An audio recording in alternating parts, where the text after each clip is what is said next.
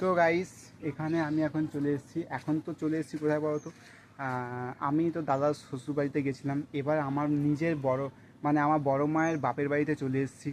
হ্যাঁ, ঠিক আছে। তো দাদার শ্বশুর বাড়ি ওইদিকে ছিল, এখন বাপের বাড়ি চলে এসেছি আমার বড় মায়ের।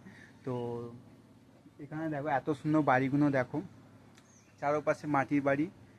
দেখো এই যে দেখতে পাচ্ছ। আর আমি তোমাদেরকে আরো একটা জিনিস দেখে, এই যে ফুলটা দেখো, এটা কাঠগোলাপ না কি বলে, তো জেসমিন তেলের মতন এত সুন্দর গন্ধ এখানে চারোদিকে দেখো পড়ে আছে কেমন।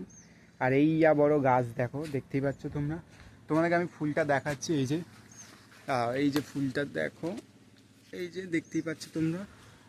আমি এখানে এই বাড়িগুলো দেখে আমার এতটাই ভালো লাগছে, মানে এগুলো বাড়ি মাটির বাড়ি। তো দেখো, এই যে দেখো চারোদিকে কত সুন্দর দেখতে লাগছে। তোমরা দেখো, এই যে দেখতে পাচ্ছ, মানে এত কিউট দেখতে লাগছে, মানে কি বলবো। বিশেষ তো আমার এই কাঠগোলাপ ফুলটা বেশি, জেসমিন তেলের মতন গন্ধ। তো গাইস, আমার তো ভাষা কেউ অ্যাকচুয়ালি এখানে বুঝতে পারছে না, যেহেতু বাংলা ভাষা আমি বলছি কথা। তোমাদের সঙ্গে যেমন বাংলা ভাষা কথা বলছি, তোমরা হয়তো বুঝতে পারো, কিন্তু এখানে বাংলা ভাষা একদমই বুঝতে পারে না। তো এখানে আমি বাংলা ভাষা বলছি বলে সবাই হাসছে হ্যাঁ হ্যাঁ করে।